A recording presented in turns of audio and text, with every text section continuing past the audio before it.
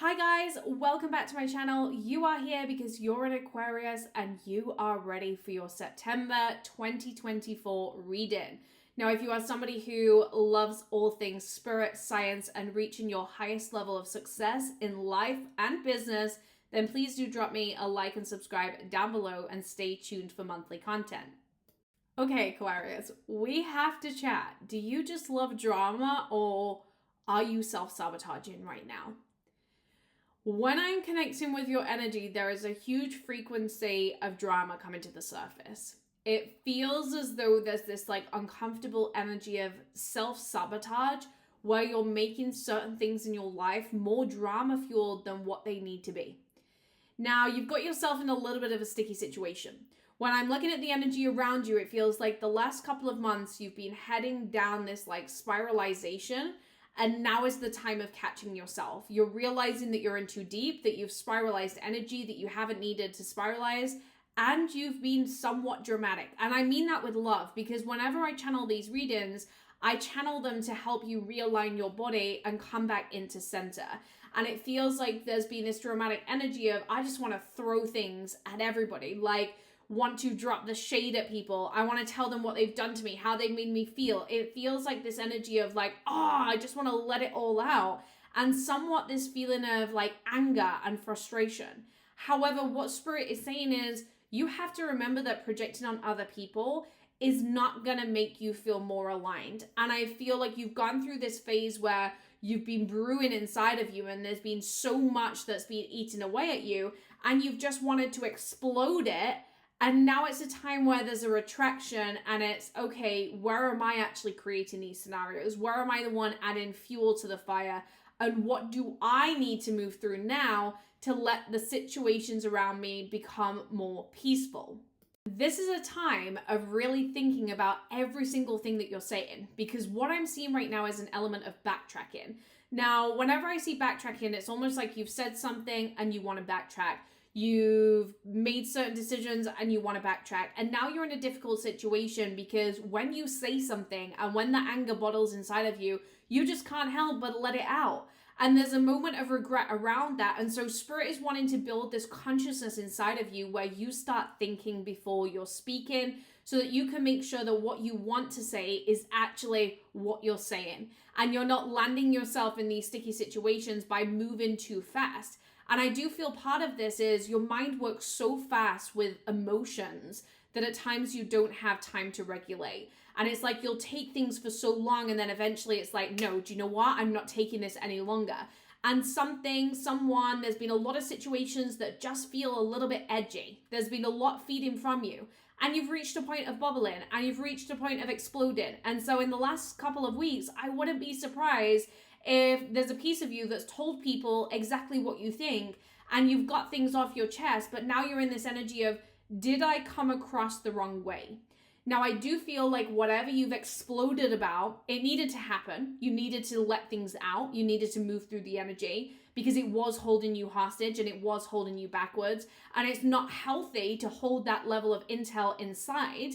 However, I do also feel that whilst you've let it out, there would have been better ways of communicating. Almost like the way that it's being communicated, it's been really hard to come to a resolution because it's come with a moment of abruptness. And I feel like what needs to happen in your energy is knowing how to regulate so that things don't bottle up and then explode.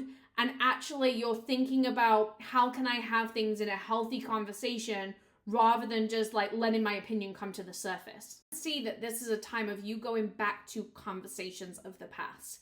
Now, there's a fear around this because whatever these situations, these conversations, these people were, they were left with some kind of drama. And you are not somebody who enjoys drama being left. And so there's this fear of, do I go back and have these closure-fueled conversations, or do I just leave things as they are and recognize that they're done and dusted? There's no need to go back to this and try to fix things. Let me just leave things as they are. Now, what I'm seeing is that you can go back in a healthy way, but what's important is you go back for closure, not change. There's something in your life, there's either a situation or a person that you want to change. And you have this bad habit of wanting to go back to certain things to see whether you can change the outcome rather than just accepting the outcome. Now, there is closure that you need in this situation. There's been a lot of hot-headed energy, and so you do need closure. You need to come to a point where there feels like there's closure. You know where you stand. You know where situations stand. You need that for yourself. It's just who you are as a person, and you don't deal well with situations which don't have closure. It kind of lays heavy on your chest, but you need to remember that you shouldn't be going down the same pathway again. If there's someone from your past that you've had this icky energy with, just let it be. Get things off your chest, say what you need to say, have the closure conversation, but then let it go. Do not try to fix and repeat those same habits and those same behaviors. There's some of you listening to this that are going to want to go back to relationships. You're going to want to go back to old family wounded. And it's a reminder that it's not going to be a different outcome. It's not going to change. It's not going to shift. It's not going to be a different outcome. And so instead, you need to go back to it and give yourself the closure before deciding to leave things as they are. You cannot move forward with your life until you decide to put the old things to bed. And there's certain things and certain people that are just not needed on this chapter of your future anymore. Feel like you're having to learn the hard way that you don't want to repeat the same things. And in not wanting to repeat the same things, you've got to choose a different outcome. And that's hard because sometimes we want situations and people to change. Sometimes we want different outcomes. And so we'll look at how can I control things being different. And this is often where we lower our standards to fix certain situations. And you've always been the fixer, right? You've gone in, you've fixed situations, you've made things better. But at this chapter in your life, you're not here to be the fixer. You're not here to make situations better. And why should it always be you? What I want you to look at is you're self-sabotaging right now because there's a piece of you that's like addicted to the chaos of this situation. And if you look at the pattern of this situation and the dynamic of whatever situation or person you're feeling this ickiness with, is like you ride the high, you ride the low. And that becomes an addiction because it gives us a dopamine hit. And so when things are going right in your life, you want to sabotage, you want to make things go bad, you want to, self-sabotage into that destructive behavior. Oh, I'm speaking so fast, I can't get my words out because I'm so excited by your reading.